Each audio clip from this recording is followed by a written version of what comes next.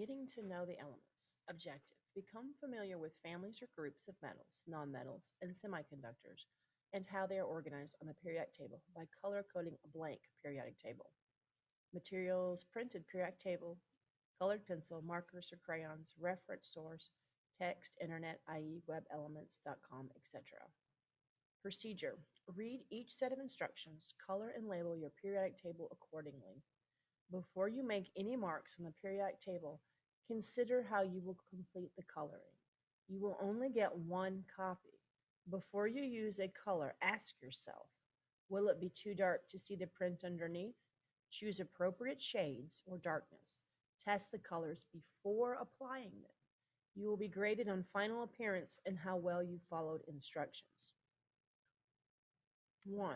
The periodic table of elements arranges elements by increasing atomic number and shows repeating patterns of electron configuration. A. Horizontal rows are called periods and represent energy levels.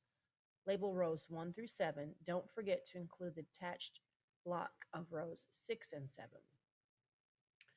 B. Vertical columns are called groups or families because they have similar valence electron configurations. They have similar chemical properties. Number columns 1 through 18. 2. Elements are classified into three main types: metals, nonmetals, and semiconductors. Metals draw a red line, do not shade around all the metals. Don't forget to include metals in groups 1 through 13. The detached portions of periods 6 and 7, and the partial families in groups 13 through 16. Refer to the periodic table in your text. 1. What are the defining characteristics of metals? Conductive, metallic luster, soft. Malleable, ductile, high tensile strength.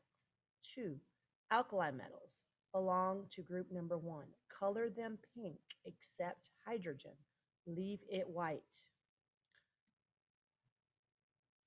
Alkali metals have one valence electron, which they lose to gain an overall charge of a +1. Record this charge above group 1. 2. Hydrogen is only placed with the alkali metals because it also has one valence electron and forms an ion with a charge of a +1. Leave it white. 3. Three characteristics of alkali metals: they are soft and shiny, they are extremely reactive, react violently with water, boom. They are not found in nature uncombined with other elements. 3. Alkaline earth metals belong to group number 2. Color them brown. 1. They have two valence electrons, which they lose to gain an overall charge of a +2. Record this charge above the group. 2. Alkaline earth metals are less reactive than alkali metals, but are still not found in nature uncombined with other elements. 4. Transition metals are located in groups 3 through 12. Shade them red. Don't forget to color the separate parts of rows 6 and 7 as well. Number the groups that contain transition metals at the top of the columns. Transition metals are not very reactive. Transition metals form plus ions and may have several oxidation states. Oxidation state refers to the amount of charge on an ion, 1 plus, 2 plus, 3 plus, etc. Iron, cobalt, and nickel are magnetic. Use diagonal lines to accent these elements. Rare earth elements. Lanthines include elements 58 through 71 and represent elements filled with f orbitals, also called the f block. The series is named for number 57 lanthanum. Label the lanthanides.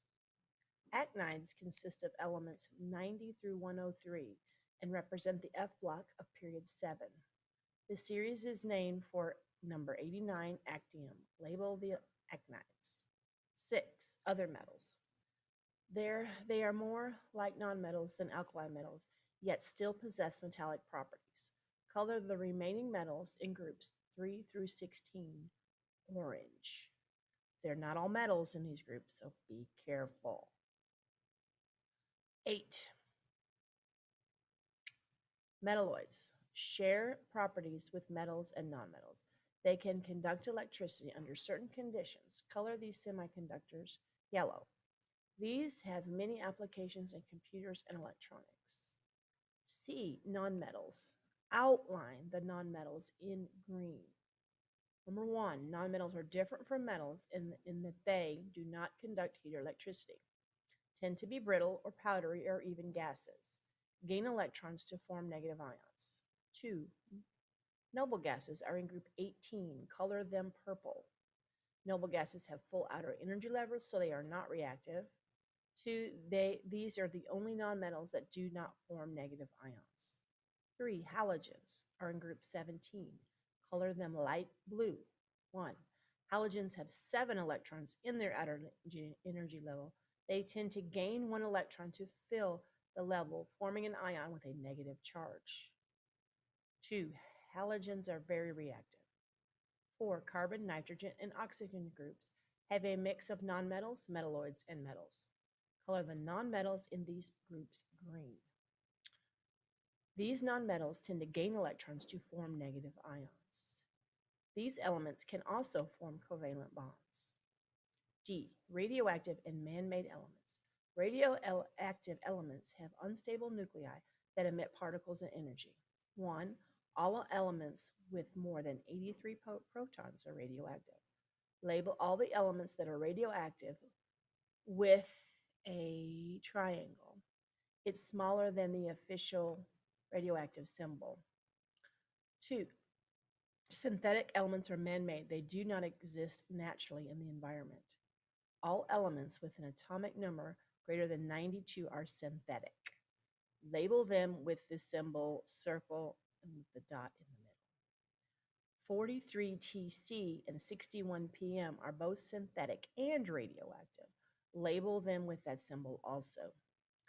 What connection do you see between synthetic elements and radioactive elements? Construct a key or legend at the bottom of your table that shows what the various colors and symbols represent. This information is important to help you to interpret the different parts of the periodic table.